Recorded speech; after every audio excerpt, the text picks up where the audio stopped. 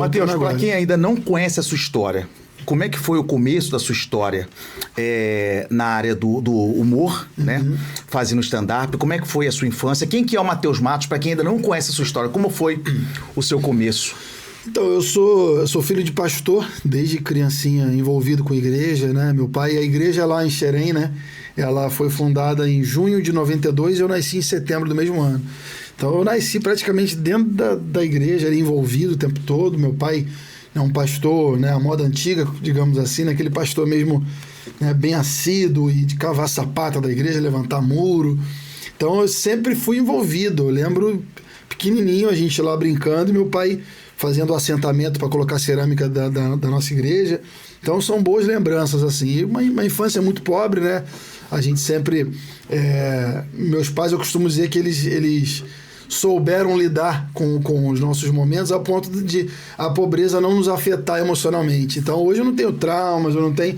Devo ter algumas questões aí para resolver, igual os coaches ensinam lá, fico meio preocupado às vezes. E falam, tem que destravar, acho que eu tô travado umas coisas aí. Acho que é porque a grana, né? A grana ela foi tratada de forma diferente por todo mundo, né? Então talvez tenha um probleminha ou outro, mas no todo não tem trauma, não tem problema. Eu lembro da minha infância com muito gosto, né? Aquela infância boa de subir em pé de goiaba e comer goiaba e brincar na rua, tirar o tampão do dedão. Foi essa infância boa aí. Essa infância que hoje em dia... Só se for digital, né? E arranquei o tampão do dedão no Free Fire, só se for assim. Pessoalmente falando, tá difícil. Mas cresci desse jeito, sempre com a comédia, sempre ali assistindo Chaves todo dia, né? O Jim Carrey, que é uma grande referência. Então, no meio dessa comédia toda, eu sempre me destacava por ser um cara que conseguia enxergar uma parte cômica em quase tudo que eu via. Então, se a gente participasse da mesma situação, pegamos ônibus, fomos de Caxias a Xerém e pronto. Você viu a mesma coisa que eu, só que eu chegava em casa com história. Pô, hoje o cobrador falou isso pra mim, foi legal, entrou uma mulher, eu imitava a mulher entrando no ônibus pra vender balinha e tal. Então, eu sempre tive essa parte mais teatral, né? E os meus pais gostavam de ouvir, davam muita risada com isso. E aí, depois de uns anos, eu comecei a liderar adolescentes e jovens. E pregar para adolescentes e jovens, sabe que tem uma complicação da atenção deles, né? E como era vigília, né? A gente faz um vigilhão maneiro lá. Eu comecei a ter algumas tiradas cômicas, assim, né? E o pessoal me chamou e falou, cara, você podia fazer stand-up. Eu falei, não sei o que é isso, não. Aí me deram um DVD. Eu assisti o DVD, achei bacana. Falei, cara, acho que eu consigo fazer isso aqui. Comecei a anotar algumas coisas, algumas histórias de crente. E aí, em 2016... lá em Xerém mesmo, eu recebi um desafio de um empresário que falou, se você encher o meu restaurante aí, eu pago o teu aluguel, te ajudo a pagar o aluguel aí. Eu falei, sério mesmo? Ele falou, te dou um dinheiro. Aí eu fui e anunciei o primeiro stand-up gospel de Xerém, se eu não me engano deve ter sido até do Rio de Janeiro, talvez foi 2016 isso. E aí eu fiz o stand-up lá, foi legal demais, o pessoal viu que dava para fazer comédia sem falar palavrão, sem falar, né, sobre questões de... Você falou um ponto aí interessante, porque as pessoas, elas acabam juntando uma coisa com a outra, né? Se for falar de piada ou fazer um stand-up...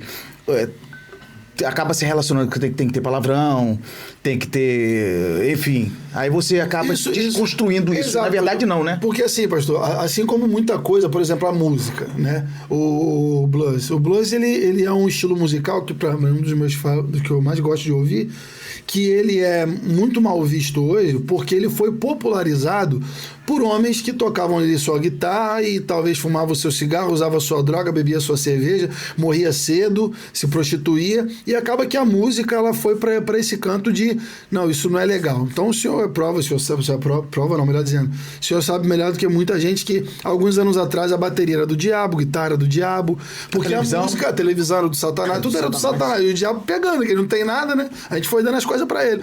Então, tudo na origem é muito diferente. Você vê. Na praia, Matheus, sem camisa? Sem misericórdia. Os mamilos à mostra de homens não pode, não, entendeu? Satanás se levanta na praia, entendeu? Aí você vê, os caras tudo de terno e gravata mergulhando. Então, aos poucos, a gente foi entendendo, não, peraí, qual é a intenção disso? Por exemplo, a música. Cara, o blues, ele nasceu com louvores. os escravos colhendo algodão e eles cantavam como é que estava sendo o dia deles. E aí começou o blues ali, né? Enfim, né? As escalas foram começando a ser desenhada a melodia, assim como a comédia. Como é que surgiu o stand-up? Eram mestres de cerimônias, né? Os MCs, né, digamos assim. E os MCs, eles, entre um premiado da noite ou entre um convidado ou outro, eles entravam para alegrar a plateia, de terno e gravata.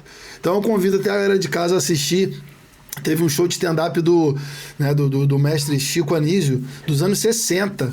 Ele fazendo um show de stand-up de terno e gravata, preto e branco, sem falar um palavrão. O problema é que nos anos 80, 90, aí entrou o que a gente chama de humor negro, né? Que era o humor já com palavras de baixo calão e tal, e aí popularizou o stand-up. O problema foi isso, é que o stand-up foi popularizado nessa época, aonde sim, aí usavam palavras de baixo calão. Acabou deturpando aquilo que era sadio. Isso aí. Mas eu convido a galera a assistir. Bill Cosby, Seinfeld, são homens que fazem stand-up e não falam palavrão. E são americanos e não são cristãos, né? Então a comédia stand-up, ela por origem, ela não necessita desse tipo de situação. E a gente que é crente tem mais história que o mundo inteiro para contar, né? Só uma vigília já é o suficiente. Eu vi algumas mensagens suas no Insta e não tem como não rir, né?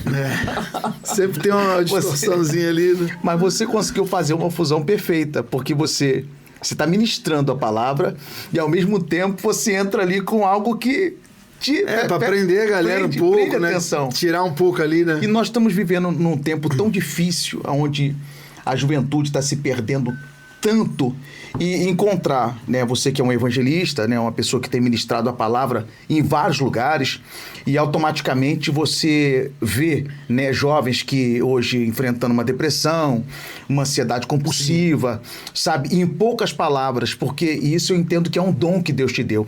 Você encontrou muita resistência em alguns lugares que você chegou e as pessoas acabou... Não, sim, pastor, até hoje, né? Até hoje. A verdade é que... E o engraçado é que hoje as pessoas estão mais sinceras, parece. Antigamente elas meio que disfarçavam o rosto, né? Hoje não. Hoje a cara faz questão de te olhar mesmo e desdenhar, né? Eu não julgo, porque assim, cada um tem a sua história. Eu só não acho legal a pessoa te condenar antes de conhecer. Ela tem um pré-julgamento, imaginar, será que isso vai ou não? Eu acho que é do ser humano. Agora, ela chegar ali, assistir, participar, 90% de quem vai assiste que tinha alguma dúvida, no final me cumprimenta, pede desculpas e fala, cara, eu não achei que poderia não, mas você tá de parabéns, que Deus abençoe seu ministério. Eu não faria, mas se é o que Deus tem para sua vida, eu agradeço a Deus pela sua vida e tal. Então, assim, a resistência até vem. No Instagram é o que mais tem. Tem muito, cada dia vai aparecer uma doença no meu corpo diferente, dependendo dos meus seguidores lá que aparece. Cada dia tem uma doença no olho, na cabeça, na orelha, porque eu tô brincando com as coisas de Deus, né? As pessoas ainda têm Deus como algo muito pequeno, né? Como se eu pudesse brincar com as coisas de Deus, né? Então, enfim, enquanto isso, os púlpitos estão aí, alguns, né? Graças a Deus são poucos, mas existem aí poucos púlpitos que sim, estão brincando com a fé alheia, estão brincando com a dor de todo mundo, botando medo em troca de outras coisas, né? Então, e essa galera é aplaudida, essa galera é até protegida. Se a gente faz piada com eles, os fãs vêm, né? Então, mas a gente acaba superando tudo isso, porque a gente está aqui por um propósito maior, e é o que eu digo, a missão é maior que o missionário. Então, a missão é maior do que o missionário.